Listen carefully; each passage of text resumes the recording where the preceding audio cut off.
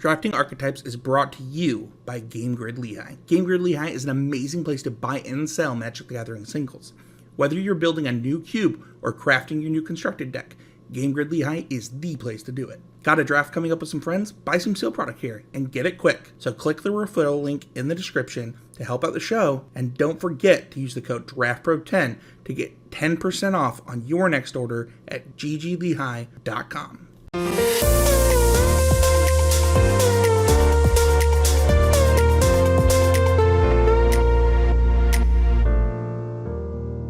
Hi everyone, this is Sam Black with Drafting Archetypes, and this week we are going to take a first look at Dominaria United. The full spoiler is not available at the time of recording, so I'm doing this with around, I think, half the uncommons and half the commons, so pretty speculative, but I thought that there was enough to get kind of a sense of what's going on in the set, and I don't think anyone's very interested in the old formats, and everyone's kind of excited for Dominaria, so I thought I would take a first early look here. As always, the notes are available at patreon.com/draftingarchetypes, and you can follow along there if you are a limited guru level patron. Notes are pretty compact for this episode, since obviously there's not a lot of data or anything to work with.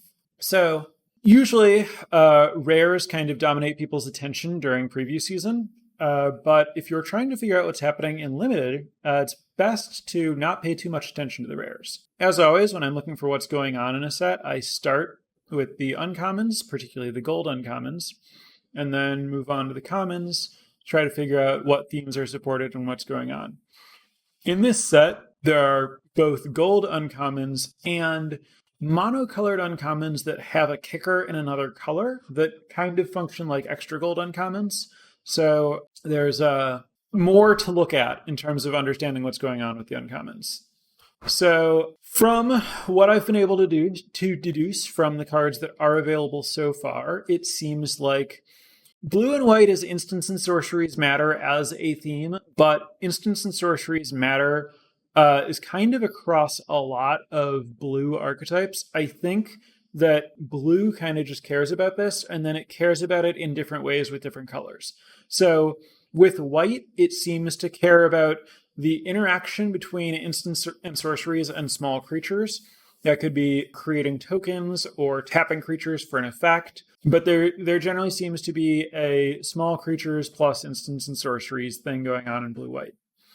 In blue-black, instants and sorceries matter, but also discard and maybe your graveyard, maybe some mill stuff, maybe walls. Red-black looks like it's doing some sacrificey stuff. Red-green looks like it's caring about domain, but I think similarly to blue caring about spells, I think green is just going to kind of care about domain when it's paired with anything. And then cards do some kind of generic red and green things. There's some like putting lands into play and sacrificing lands and getting card advantage via attacking. Green-white is like tokens and counters and domain. I think like white is kind of bringing tokens to that equation, and green is kind of bringing domain, and then green and white together seem to be putting counters on tokens and creatures and just making stuff bigger. More on what's going on there in a little bit. White-black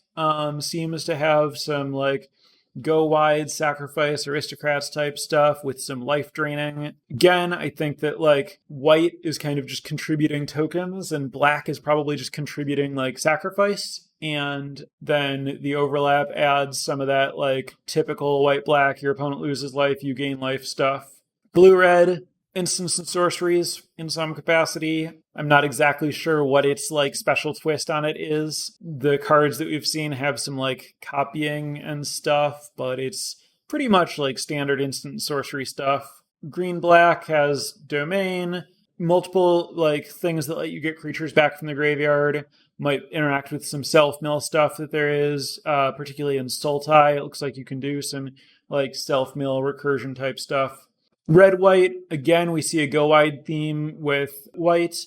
Here, it seems to be like There's some stuff that cares about attacking with multiple creatures and pumping your team and, general like red-white token aggro stuff that we're pretty used to at this point. Blue-green, not a lot known. There's not actually a blue-green gold card revealed at this point.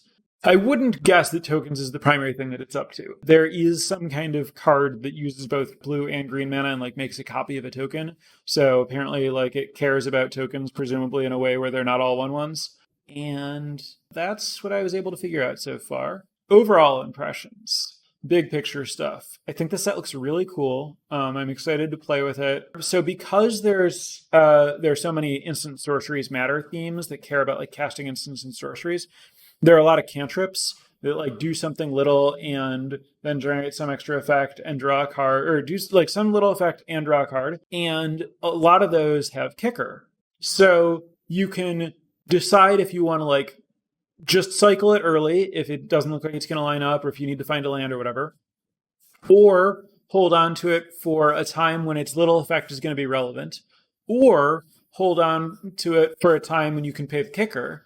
And then when you can pay the kicker, you get to decide how much you want to try to optimize. Okay, am I just casting this now because I have enough mana, or am I going to try to find the perfect spot to get the most out of it?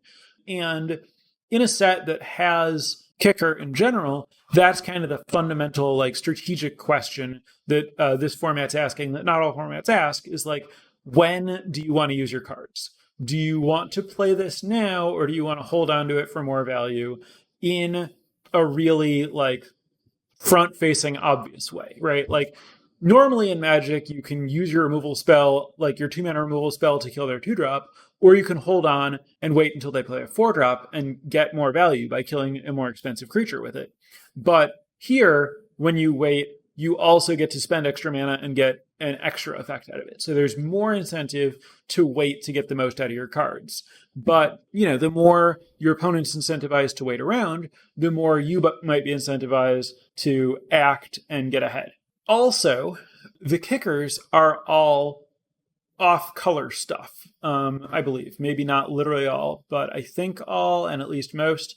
And what that means is you might play some cards that you might not have a lot of ways in your deck to kick, and that'll create some more interesting situations. Well, both decisions about how to build your mana base, and also questions about there's kind of a different calculus involved when you're okay, in 2 turns I'll be able to kick this. I just, I have 3 mana, this is 5 mana to kick, so I'll have 5 mana 2 turns from now, and then I can kick this. Where you might be in a spot where you're well, I have enough mana to kick this, but I don't have my missing color yet. How many sources of that color do I have? How likely am I to find it soon? Do I want to wait for that, or do I just want to use this now? I think all that's going to be pretty fun. So excited to play with, just good for all the reasons kicker is normally good, but kicker is a good mechanic. And then the off-color thing, I think, is going to create particularly interesting decisions in drafting, deck building, and gameplay, all of them in pretty direct ways. Drafting, just managing what's going on with your colors, figuring out how to value kicker in a color that you're not going to have regular access to. Deck building, of course, figuring out how to build your mana base, how much to prioritize those splash kickers and stuff like that. And then gameplay, figuring out the stuff that I talked about just when to use your cards and how to think about your splash cards and mana situation and everything. The other thing that's going on here that I think is really cool is that the themes have overlap in a wide range of color combinations. Because it seems like tokens is centered in white and domain is centered in green and instants and sorceries matter is centered in blue and maybe sacrifice in black. I'm not really sure yet. Maybe attack. I'm not sure exactly what Red's up to, but likely something. And because the themes seem to be centered in one color and then kind of do different things when they play with each other, there are going to be cards kind of all across colors that, how to put this? Basically, for example, you can have a deck that makes a bunch of tokens, and then you can figure out there's this. The next question is, what am I doing with these tokens? Am I putting counters on them and using them to attack? And then I'm looking for green stuff that puts counters on it, maybe red stuff that likes to attack with a bunch of tokens. Am I sacrificing them for value? Maybe I want to look for black stuff that's doing that. Am I trying to just kind of have them hang out and like tapping them to get extra effects off my instance or something, or just kind of like using them defensively, then maybe I'm looking for blue stuff. And because all of the colors have ways to use tokens, and all of the colors have ways to contribute to what you're doing with your instants and sorceries, I think that often your drafts are going to be less about which colors am I in and more about which themes am I looking for. We might have multiple 3, 4, 5 color decks that are like doing domain stuff and could cast any spell, but they'll be prioritizing spells very, very differently based on what kind of their main color is and what their central theme is and what kind of stuff they're trying to do. So I think the decks will each be bringing kind of a unique strategy, and that's going to be pretty cool because it means that while you're drafting white, you're going to evaluate the white cards really differently depending on which subset of the white cards you're looking for. Like, are you looking for the token stuff? Are you looking for support for something else? So I think that this is going to be a set, just, first impressions where, for example, just like looking at the 17 lands win rate for commons isn't going to be a great indicator of which commons you should take more highly than others halfway through the draft, because I think that not all decks that have white mana are going to be looking for similar cards. Purely speculative. Obviously, a lot could change, especially if there are certain overpowered commons that lead everything down a certain direction, or if some of the archetypes end up undersupported. There are a lot of ways this could go wrong, but assuming that everything that looks at this stage to have been cleverly built into the set, which I'm usually willing to give them credit for, I think we could see some really cool stuff happening in terms of card evaluation and different strategies, like just the interplay between them. So other overlap, some like mill recursion stuff that can exist in different places. And so, yeah, basically I think that when you're drafting, you'll be rewarded. Like, the idea of finding your lane is going to be less about what are the open colors and more about what are the open clusters of synergies.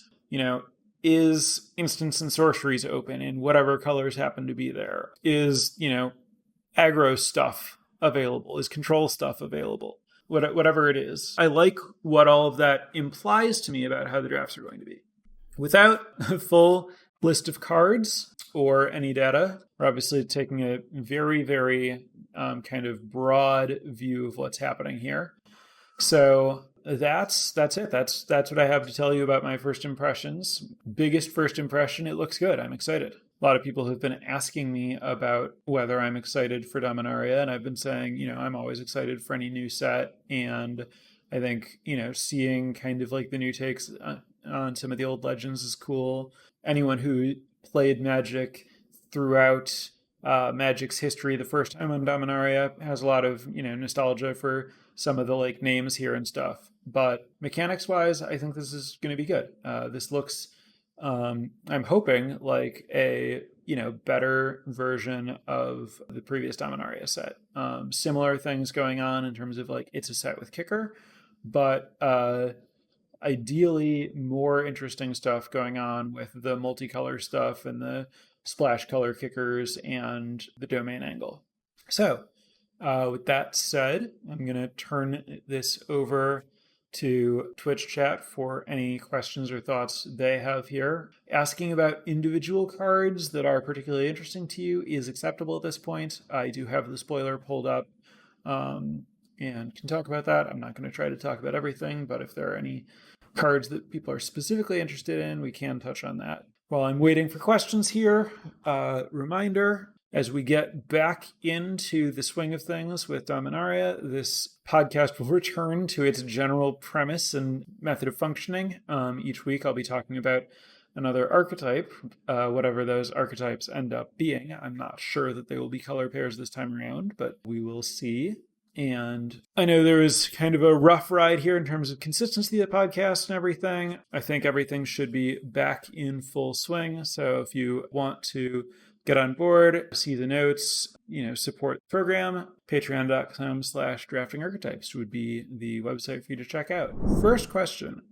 Would a Prismatic Omen or Nylea's Presence type effect, if it's in the set, be good with cards we've seen now? Also, would you like to see one, thinking in fixing for the 5-color stuff and domain? So, does Nylea's Presence literally make a single land every land type? Prismatic Omen makes all of your lands every land type. I think such a thing would not be good to print in this set because it solves the problem too easily. Like, I think that the idea of trying to like get all the different lands is not very interesting if you have like a single 2-mana cantrip that just gives them to you. So I doubt that will exist, and I think it would be kind of problematic if it did. I could see something that, maybe like when you play it, you choose a single land type and you like add that land type to a land or something. But I would not want to see such a thing outside of rare in this set. If there was a rare that did it and you're like, okay, cool, now I have this rare, if I draw domains on, that might be fine, but it would be pretty lame, I think, if a single common just solved all of domain for you. As far as thinking of it for fixing in 5 colors, I think that it would be, it's cool if there's like a Prophetic Prism type card that helps you with your splashes without solving domain for you, but I would not want to see a card that both totally solves domain and fixes your mana. I think that would be too powerful in a way that would make the set less interesting. Next question. Do you think this will be a fast draft set with a lot of 2 and 3 drops, or will it be slower? It would be pretty disappointing if the best strategy in this format was to like end the game on turn 6 or whatever by curving out. It would be weird to print a bunch of cards that cost, 5 to 7 mana to kick them and have those not like matter, and to like tell people, hey, try to get like 4 or 5 different lands into play, but by the way, if you put mana into doing that, you're just going to die. So I would hope that this is toward the slower end of formats. It is good if there's like enough pressure that sometimes you need to cast your spells without kicking them, so that there are like interesting choices about like kick or don't kick and everything.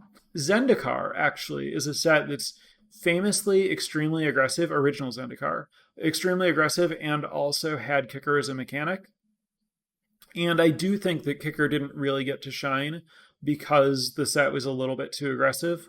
So I would certainly hope that it's a little bit slower than that. Obviously, not having played it and not having even seen all of the commons and uncommons, I can't know for sure, but I don't think there are any mechanics that are really punishing of trying to block or like give attack, like, an exert or landfall type mechanic that makes attacking a lot better than blocking. I don't believe there's something like that, so I think that this will most likely not be on the faster end of formats. Looking at a new set like this, how big a deal is it to you that lightning strikes there at common? It seems like a set with a lot of small creatures, where that'll have a lot of targets, but also there's a lot of secondary value, so maybe less so. Yeah, given that tokens seems to be like a big thing, and there's, a good amount of recursion and stuff like that, I think that Lightning Strike, it's fine. Like, it's an efficient removal spell. It's not going to be a bad card, but it's not going to be, dominant the way that like Inspiring Overseer is. Like, it just can't be. There will be cards that get the best of Lightning Strike, and there will be cards that Lightning Strike get the best of, and I think that's all fine. Haven't seen much fixing at common thus far. How do you expect domain to play out? Do you expect 5-color stuff to be viable? There are some, green cards that search for lands and have like kicker to do something else. There are also a lot of cantrips, which of course help. I think that it would be weird if there was not a viable way to like have a deck that hoped to get all 5 basic land types into play. I suspect that there will be decks that play domain cards that maybe can't get all 5 into play. And I think that the ones that do will still very much have like a single or 2 base colors. But I also think that, this, as far as we know, isn't like a dedicated gold set. And it's not, like Streets of New Capenna had really hard multicolor requirements, right? Like it had like cards that cost 3 mana of 3 different colors. So you needed your mana to just like totally work right away. This set has a lot of cards that actually have double color, like 2 of the same color in their casting cost. And not a ton of like really hard gold cards. So that makes me think that it is intended that you will be, have some like base colors and then splashes rather than like be solid 3. And the way that the kickers work is very much like nice to have, right? Like it will be reasonable to build a deck where like early I don't plan to have blue mana, but I might have blue mana eventually, and it would make some of my cards better if I did. Basically, it's the same. This is a similar situation to why I wouldn't want Nylea's Presence. Is I think there are going to be some more interesting decisions if the mana is a little bit harder. Kind of one of honestly the defining features of original Invasion was that the mana wasn't very good. If you wanted to play a lot of colors, you really had to work for it. There were green cards that could fix your mana. You had to be base green and really, really prioritize those cards that could fix your mana. And I think that this set might be doing something similar, where you can like splash a bunch of value kickers, but you have to really mean it. And otherwise, you're going to play, maybe a normal 2-color deck. Next up, what do you think this draft environment inherits from the first Dominaria? Well, what do we mean by the first Dominaria? Dominaria was the setting of Magic for the first, decade or so. And, there was the previous Dominaria set that was the first time a set was called that. But that set was very much, a reference to older Dominaria and kind of felt most closely linked to Invasion as the way in which, we see like similar themes when we return to other planes. I think of the previous Dominaria set and this as really kind of in spirit feeling like Return to Invasion. That being the set that introduced Kicker and has kind of similar like end domain. So as far as what this inherits from Invasion, some gold stuff, but this is focusing on Kicker, including off-color Kicker and Domain. But Invasion is, of course, a very old set, and this is kind of a modern take with very, very different design understandings. Next up, if Domain is your archetype, should you be playing some basic lands even though your deck might not be using them? I think that really depends on how many Domain payoffs you have, how big the payoff is, and how easy it is on your mana. But if you can afford it, it's certainly sometimes right to, play a swamp with no way to use black mana because you have a bunch of Domain things. How much do you think Domain decks will want to splash lands to... Oh, this is, similar, the same question. Yeah, same question, same answer. It just depends on, I haven't looked closely at the rares. I wouldn't be surprised if there are some rares. So I don't know if there are any, or how many... Well, so I know that at least in the Commander set, there are a bunch of 5-color rares. Are there a bunch of 5-color rares in the actual booster set? I am not sure. Let me check. No, it looks like they have not announced any 5-color rares in the actual boosters. So I don't know if they're going to be normal Domain cards just get one step better as you get one additional land type. I don't know if there are going to be, or if there already are, cards that and then if you have all of them, it's twice as good or something. The more of that there is, where there's some special bonus for doing it all, the more likely it is that someone will play, 2 or 3 or 4 colors to have a reasonable mana base, and then have one of the off-color land to make the dream happen to get the big payoff. What's my impression of the Defender Matters sub-theme that seems to exist based on what I've seen so far? So it looks like there's an uncommon Defender Matters wall in blue and in black. And I don't know how many actual Defenders we've seen at common. I suspect that there will be some. I suspect that it will be a pretty minor sub-theme. I like that it exists because it lets you, really be a dedicated like defensive deck. No way of knowing how powerful it is without knowing whether it's supported at common. Thoughts on the tricks so far? Green getting a modal instant prey upon / hunt the weak with 1/1 counters seems terrifying. So I really like, when I was talking at the beginning about how they're like these, little cards, like Timely Interference is a blue instant common, single blue to cast, kicker 1 and a red. Target creature gets -1/-0 until end of turn. If the spell is kicked, that creature blocks this turn if able, draw a card. So I really like that there are a lot of different ways that you can use this card. You can just use it as cycle for a single blue mana. You can try to arrange a combat where you save one of your creatures for a single blue and kind of get a 2-for-1, but one that's like really hard to engineer. Or you can go to 3 mana and then use it to force your opponent to block and attack with a bigger creature to kill their creature and draw a card and get a 2-for-1 that way. That's a good example of the kind of card that I was talking about, where there are just like a lot of different ways to play it and to decide when you want to try to get value, how you want to try to get value, and whether you want to just like, cash it in to cycle. And I think that those decisions in general are going to be pretty interesting. And I think that the set in general, the tricks are more like that than they are in other sets. There's more just like, this is a good, reasonable trick that I can get some amount of value now, but maybe I want to save it to get more value in a more like straightforward way and stuff. Next up, Enlist looks a little clunky to me. Aside from banding, are there any other attacking matters mechanics that can compare it to?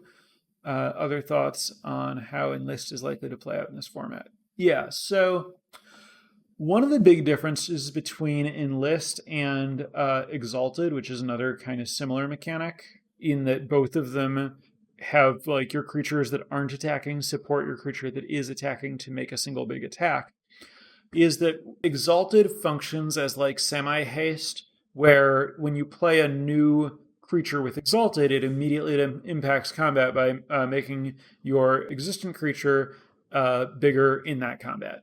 And Enlist doesn't do that because the creature has to not have summoning sickness. Enlist feels different than the other support and attacker mechanics that we're used to, where often those are kind of some form of pseudo haste and Enlist isn't, which is probably why it feels clunky. I like that in this set because it makes the mechanic less aggressive. It's not about my creature gives me extra damage because of Enlist.